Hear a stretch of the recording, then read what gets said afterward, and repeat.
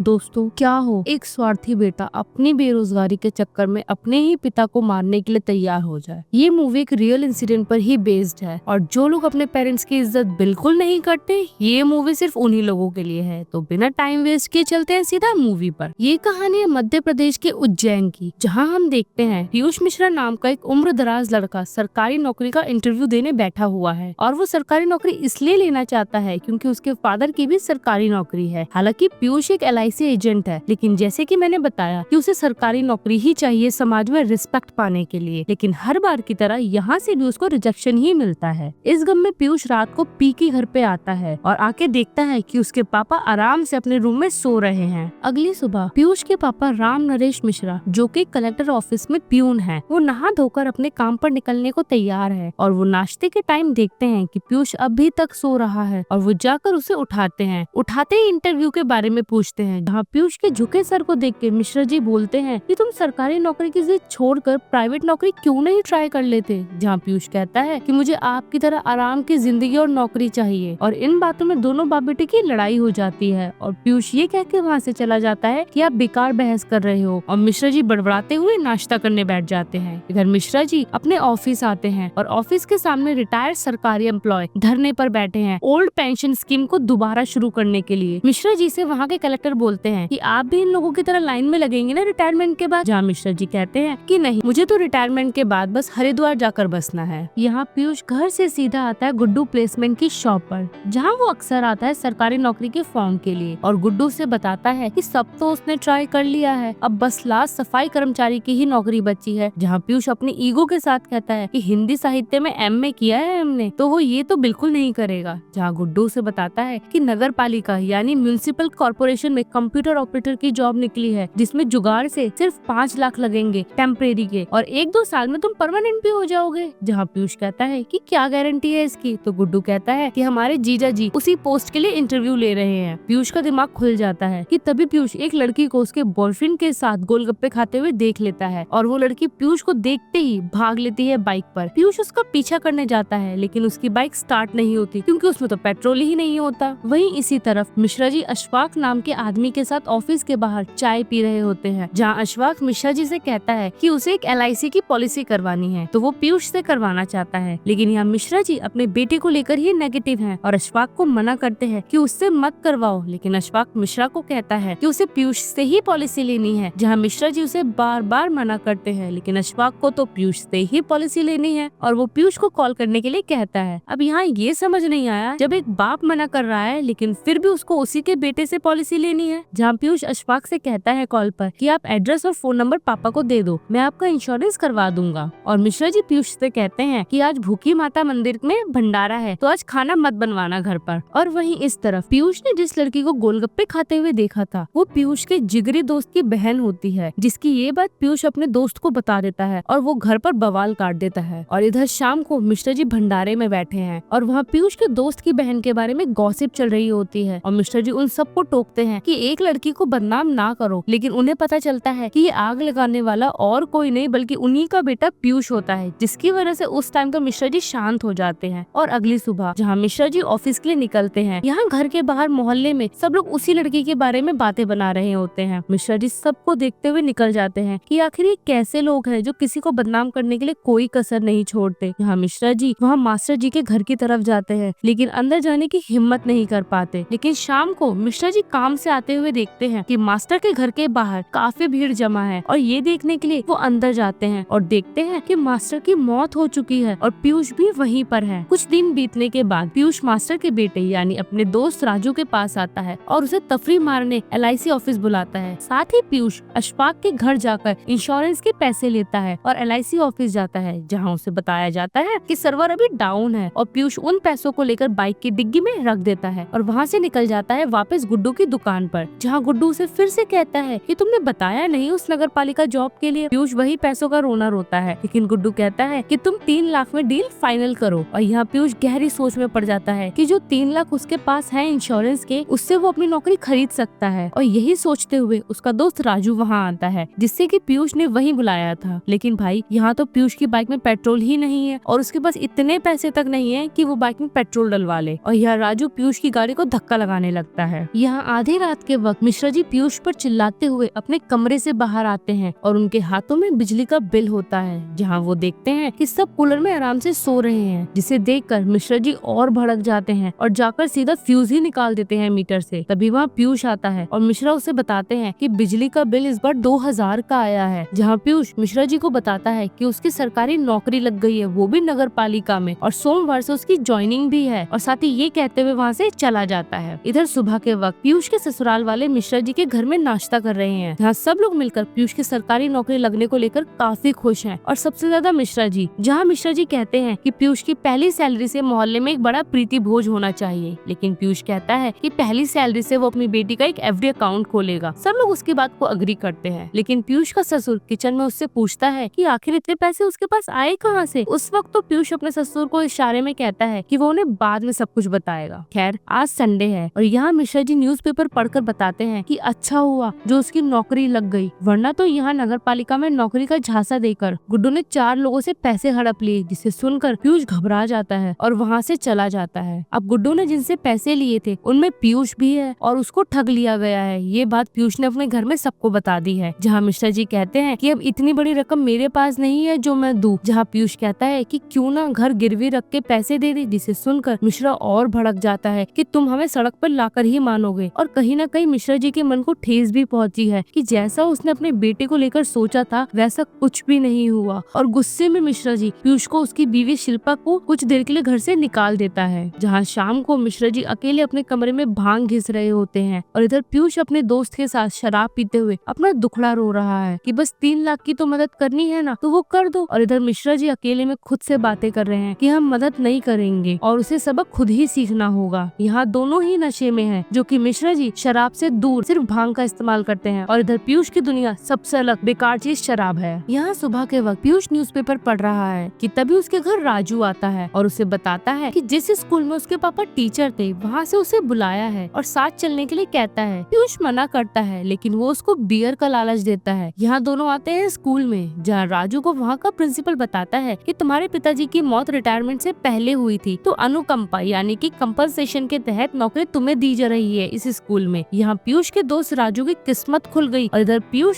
सदमे में चला गया। इधर राजू खुशी मना रहा होता है अपनी नौकरी की, और इधर पीयूष अपसेट है कि सालों से वो भाग रहा है इस नौकरी के पीछे और उसके दोस्त को मिल गई। राजू उससे कहता है कि मुझे तो विश्वास ही नहीं हो रहा, लेकिन पीयूष उस पर भड़क जाता है और कहता है कि उसकी सरकारी नौकरी मिलने की खुशी में वो बिल्कुल खुश नहीं है, और राजू को वहीं छोड़कर वहाँ से चला जाता है। यहाँ पीयूष बौखलाया और घबराया हुआ अपने सास ससुर के पास आता है और उन्हें बताता है कि मास्टर के बेटे राजू की सरकारी नौकरी लग गई है, वो भी अनुकंपा नियुक्ति में। जहाँ पीयूष के सास ससुर उसे कहते हैं या फिर ऐसा कहे कि आग लगाते हैं कि अब तुम्हारे पापा ही हैं जो तुम्हारी हेल्प कर सकते हैं, और कहते हैं कि जीते जी तो वो काम नहीं आए तुम्हारे, अब उनके जाने के बाद ही तुम्हें अनुकंपा मिल जाए तो बेहतर है। इस बात के बाद पीयूष अपने पापा को वहाँ बैठा देख रहा है और सोच रहा है वही सब बातें जो उसके सास ससुर ने कही थी। अपने कमरे में यहाँ पीयूष और उसकी पत्नी शिल्पा यही डिस्कस कर रहे होते हैं कि अगर हमारी जिंदगी उनके जाने से बेहतर बनती है तो बुरा क्या है, और कहती है कि क्या हो सकता है ये सब कुछ। पीयूष कहता है कि एक बार मिश्रा जी से बात करो, और अगली सुबह मिश्रा जी नाश्ता कर रहे होते हैं और वहीं पीयूष और उसकी बीवी शिल्पा एक दूसरे को इशारे में कहते हैं कि दोनों में से कोई तो एक बात की शुरुआत करे। हालांकि दोनों की इस इशारेबाजी को मिश्रा जी ताड़ लेते हैं, लेकिन हिम्मत दोनों में से किसी में नहीं होती। मिश्रा जी के जाने के बाद शिल्पा के माँ बाप वहाँ पे आते हैं, जो कि पीयूष को बताते हैं कि कैसे भी करके उन्हें मिश्रा जी से बात तो करनी पड़ेगी। और इधर कलेक्टर ऑफिस में मिश्रा अशफाक को बताते हैं कि जो सलीम ने उसको पैसे दिए थे LIC के लिए वो पीयूष ने अपने काम में ले लिए हैं, और ये सुनते ही अशफाक गुस्से से भर जाता है, लेकिन मिश्रा हाथ जोड़कर माफी मांगता है और कहता है कि वो कैसे भी करके उसके पैसे लौटा देगा। और इधर इस तरफ पीयूष के सास ससुर अभी भी घर पर है कि तभी मिश्रा जी आते हैं अपने काम से लौटकर, लेकिन अपने ही घर का माहौल देखकर मिश्रा जी पूछते हैं कि क्या बात है। तब पीयूष का ससुर कहता है कि आप मरने वाले हैं, और पीयूष इनडायरेक्टली बताता है कि राजू की सरकारी नौकरी लग गई है अपने बाप की अनुकंपा से, जिससे मिश्रा समझ जाता है कि उसका बेटा वो उसे मारना चाहता है। पीयूष कहता है कि मरकर ही कुछ भला कर दीजिए, और गुस्से में मिश्रा जी अपने पैरों से जूता निकालकर पीयूष को फेंक के मारते हैं, और साथ ही शिल्पा के माँ बाप के साथ साथ अपने बेटे को भी घर से निकाल देते हैं। और अगले दिन मिश्रा जब अपने काम पर जाते हैं तो यहाँ कलेक्टर ऑफिस के बाहर कुछ लोग सरकारी नौकरी ना मिलने को लेकर प्रोटेस्ट कर रहे हैं, और उनमें से एक जवान लड़का अपने आप पर पेट्रोल डाल, जिसे देखकर मिश्रा जी उसे और लोगों की तरह रोकने की कोशिश कोशिश करते हैं, लेकिन वो खुद को फाइनली आग लगा लेता है और मिश्रा जी को उस लड़के में अपना खुद का बेटा पीयूष नजर आता है, जिसे देखकर मिश्रा जी डर जाते हैं और वहीं रोने लगते हैं। मिश्रा को अब डर बैठ जाता है कि कहीं उसकी वजह से उसका बेटा भी ऐसा कदम ना उठा ले। यहाँ अपने घर पर मिश्रा जी अशफाक के साथ बैठे हैं और कहते हैं कि जो भी सुबह हुआ उसने मुझे हिला के रख दिया। जहाँ मिश्रा जी उसे बताते हैं कि मुझसे काफी बड़ी गलती हो गई। अशफाक पूछता है तो मिश्रा जी उसे बताते हैं कि उन्होंने पीयूष को घर से निकाल दिया। अशफाक मिश्रा को समझाते हैं कि आप पैसों की चिंता मत करो, लेकिन आपके पास एक ही लड़का है और कहीं वो हाथ से ना निकल जाए, जिसे सुनकर मिश्रा जी डर जाते हैं। रात के टाइम तो मिश्रा जी के दिमाग में वही सब बातें घूमती रहती है कि जिंदा रहते तो कुछ नहीं किए, मरने के बाद ही कर दीजिए। सुबह के वक्त मिश्रा घर में बिल्कुल अकेले होते हैं, जहाँ हर तरफ वो बस अपने परिवार के लिए सोच रहे हैं कि अब कैसे वो अपने बेटे की इस समस्या का समाधान करे, क्योंकि पीयूष ने तो सोच लिया है कि वो अपने बाप को मारकर ही सरकारी नौकरी ले पाएगा। इसके बाद मिश्रा जी आते हैं अपने समधी के घर अपने बेटे और बहू को लेने, जहाँ सब मिश्रा जी को देखकर खुश होते हैं। जहाँ मिश्रा पीयूष को कहते हैं कि घर चलो और वहीं बात करेंगे। पीयूष मना करता है और मिश्रा जी कहते हैं कि हम घर गिरवी रख देंगे, लेकिन पीयूष कहता है कि तो भी तो मैं बेरोजगार ही रहूंगा। मिश्रा जी कहते हैं कि पिताजी के बदले नौकरी तुम्हें मिल जाएगी, लेकिन क्या तुम इसकी कीमत चुका पाओगे? पीयूष चुप रहता है और ये चुप्पी देख के मिश्रा जी समझ जाते हैं और पीयूष बाप बेटे के रिश्ते को ना देकर बस स्वार्थ में आकर कह देता है और मिश्रा जी का मन भारी हो जाता है कि अपना सगा बेटा ही अब उनसे मरने को कह रहा है। फिर भी मिश्रा जी कहते हैं कि पहले घर तो चलो। यहाँ ज्वेलरी की दुकान पर मिश्रा जी पीयूष के साथ आते हैं अपने घर के पेपर को गिरवी रखने। साथ में पीयूष के ससुर भी हैं, जो कि कपड़ों से एक वकील है। जहाँ ज्वेलर ब्याज को लेकर टर्म्स एंड कंडीशंस बताता है, जिसे पीयूष और मिश्रा एक्सेप्ट करते हैं और पीयूष अपने पापा से कहता है कि उसे ये पैसे देने के लिए ताकि वो अशफाक को दे दे, लेकिन मिश्रा जी कहते हैं कि वो ये खुद पैसे दे देंगे। यहाँ पीयूष का ससुर उसे अपने सड़क किनारे चैम्बर पर लाता है, जहाँ पीयूष का ससुर उससे कहता है कि मिश्रा की मौत नेचुरल लगनी चाहिए, तभी तुम्हें नौकरी मिल पाएगी। पीयूष कहता है कि वो इस काम के लिए मान कैसे गए। जहाँ पीयूष और उसके ससुर प्लानिंग कर रहे हैं कि मिश्रा को आखिर मारा कैसे जाए। कि पीयूष का ससुर उसे हॉलीवुड के एक हॉरर मूवी की डीवीडी देता है और बताता है कि इस मूवी से 100 लोगों की मौत हुई है अमेरिका में, और बताता है कि इसके डर से मिश्रा जी मर जाएंगे और वजह बनेगी हार्ट अटैक की, जो कि नेचुरल लगेगा। और यहाँ मिश्रा जी अपने रूम में है और पीयूष कहता है कि आप हमारे रूम में आकर लेट जाइए और ये मूवी देखिए टीवी पर। मिश्रा जी मना करते हैं कि ये फालतू है और पीयूष कहता है कि इस फिल्म से अमेरिका में 100 लोग मर गए, क्या पता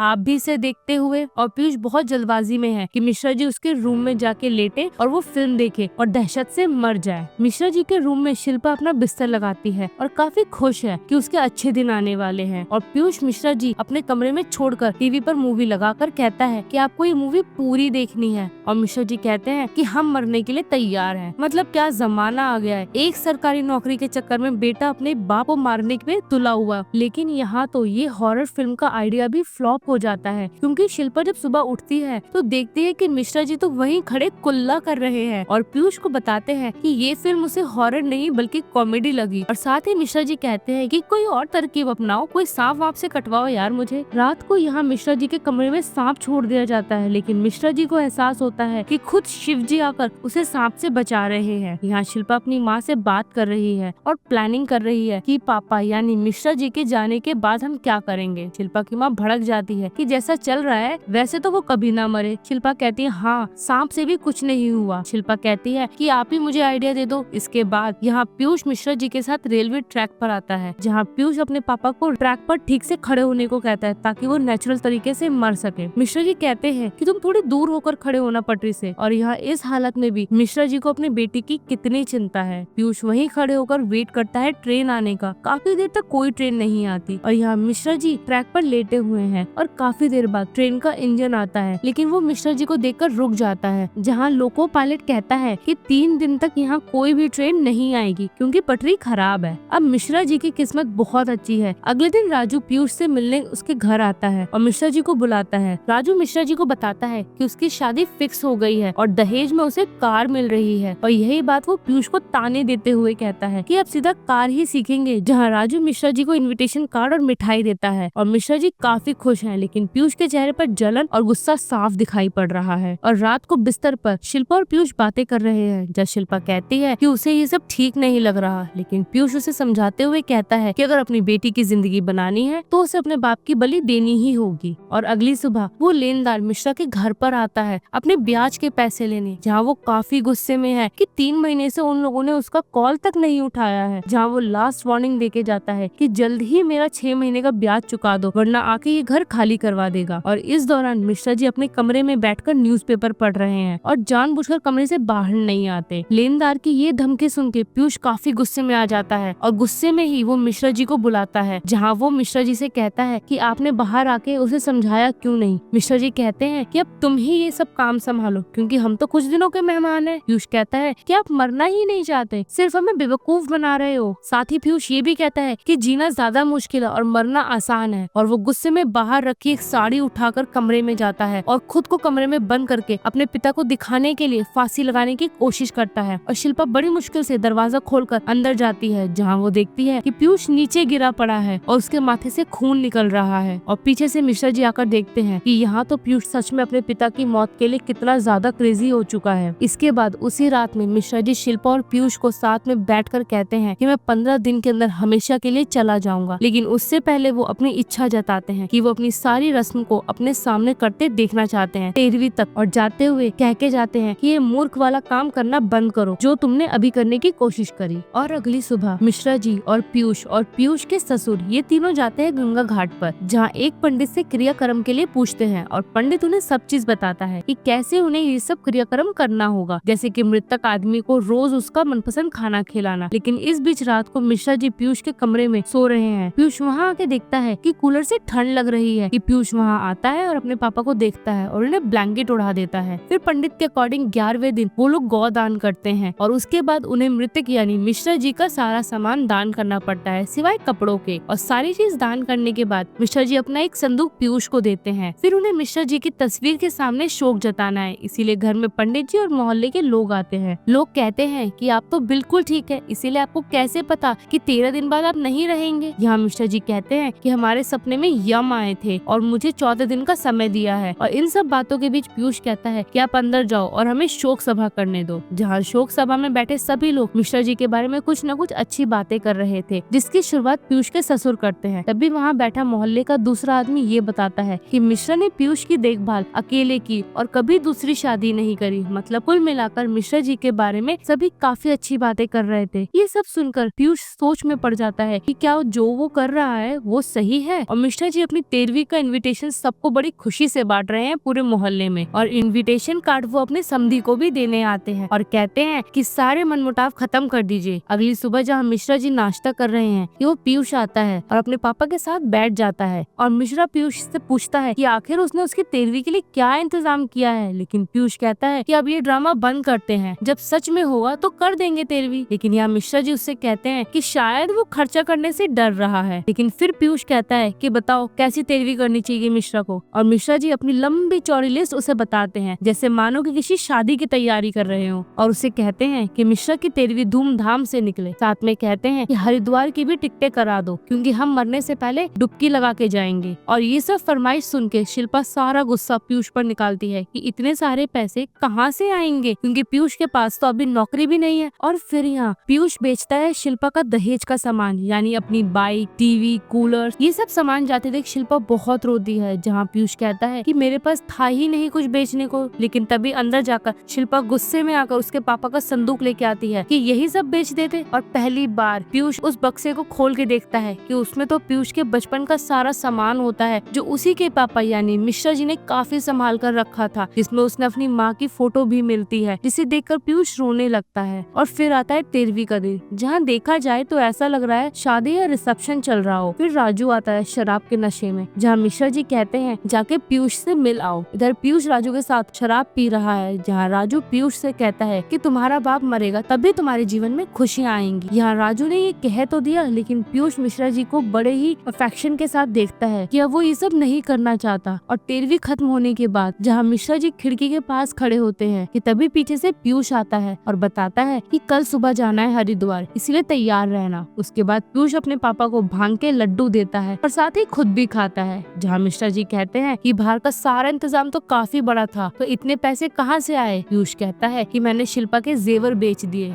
मिश्रा जी कहते हैं क्यों। एकदम से पीयूष अपने पापा के गले लगकर रोने लगता है और रोते हुए कहता है कि हमें छोड़कर मत जाइए। जहाँ मिश्रा जी कहते हैं कि क्या तुम्हें अब सरकारी नौकरी नहीं चाहिए। लेकिन रोते हुए पीयूष कहता है कि मुझे कुछ और नहीं चाहिए, बस अपने पापा चाहिए। मिश्रा जी कहते हैं कि तुम हमारी कल विदाई कर लेना, क्योंकि अब तुम कैपेबल हो सब चीजों को संभालने में। और यहाँ पीयूष बस रोए जा रहा है, जैसे कि सालों से वो भरा पड़ा हो। अगली सुबह पीयूष अपने पापा के लिए नई साइकिल लेकर आता है। मिश्रा जी कहते हैं कि मुझे अब ये नहीं चाहिए, बल्कि अब तो हमें हरिद्वार के लिए निकलना चाहिए। लेकिन पीयूष फिर से कहता है कि अब सब खत्म करते हैं, ये मरने का ख्याल आप भी दिमाग से निकाल दो। लेकिन इस बार मिश्रा जी ने ठान लिया है कि वो गंगा की डुबकी लगाकर ही रहेंगे और निकल पड़ते हैं हरिद्वार के लिए। यहाँ ये चारों आते हैं हरिद्वार और चल पड़ते हैं गंगा की तरफ। और पीयूष को एहसास हो रहा है कि वो कितना गलत करने जा रहा था। यहाँ पहले वो पीयूष की माँ का पिंडदान करते हैं और पीयूष और मिश्रा जी दोनों साथ में डुबकी लगाते हैं गंगा में। लेकिन फिर पीयूष तो निकल आता है पानी से, लेकिन मिश्रा जी नहीं निकलते। पीयूष इधर उधर ढूंढता है, लेकिन उन्हें नहीं मिलते मिश्रा जी। और यहाँ मिश्रा जी सच में ही चले गए। और इधर पीयूष प्राइवेट जॉब के लिए अप्लाई करता है और कहता है कि अब मैं मेहनत करना चाहता हूँ। हालांकि उसे इंटरव्यूअर कहता है कि तुम्हें तो इससे बेटर जॉब मिल सकती है। इसमें उसका इशारा अनुकंपा वाली सरकारी नौकरी की तरफ था। और इधर गंगा घाट दिखाया जाता है, जहाँ हम मिश्रा जी को देखते हैं कि वो भी जिंदा है और सब मोह माया छोड़कर अपनी बाकी की जिंदगी गंगा किनारे बिता रहे हैं, जो कि वो शुरुआत से चाहते थे। और इसके साथ होता है मूवी का अंत, जो कि हमें बहुत जरूरी मैसेज देके जाती है कि बुढ़ापे में हमें अपने पेरेंट्स का ख्याल रखना चाहिए, ना कि सिर्फ कुछ लेने की उम्मीद करनी चाहिए। और मैंने पहले ही कहा था कि ये मूवी उन लोगों को हर्ट करेगी जो अपने माँ बाप से दूर रहते हैं। बाकी आप क्या सोचते हैं इस मूवी के लिए, मुझे कमेंट बॉक्स में आकर जरूर लिखें। और ऐसी वीडियो बनाने में यार बहुत मेहनत लगती है, तो प्लीज वीडियो को लाइक सब्सक्राइब जरूर कर दीजिए। मिलती हूँ नेक्स्ट वीडियो के साथ, तब तक के लिए टिल देन बाय।